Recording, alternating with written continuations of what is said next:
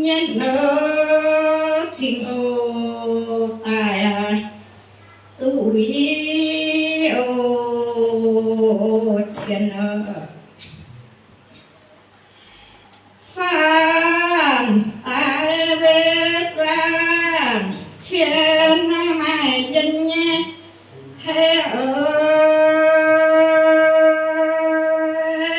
thìn hùng và câu lỡ tu bèn nó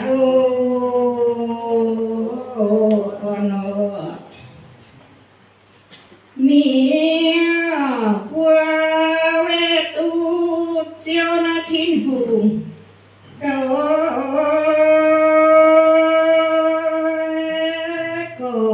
có chết bèn đồ on quê chiêu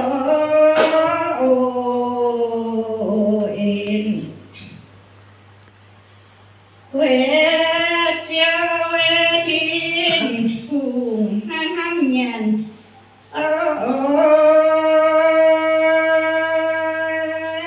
bùn bộ miêu tôi chim lỡ chiều hùng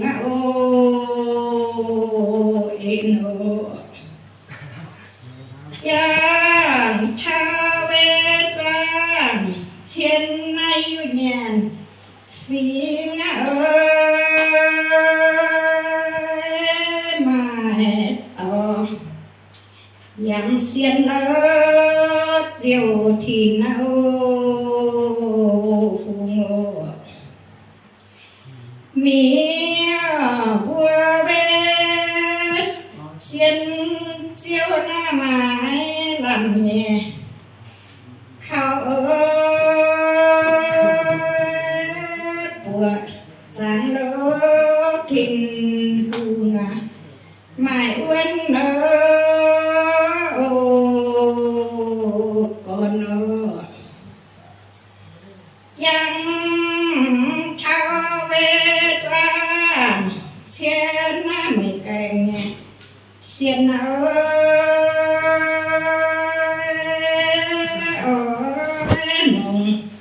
xoay lô xiên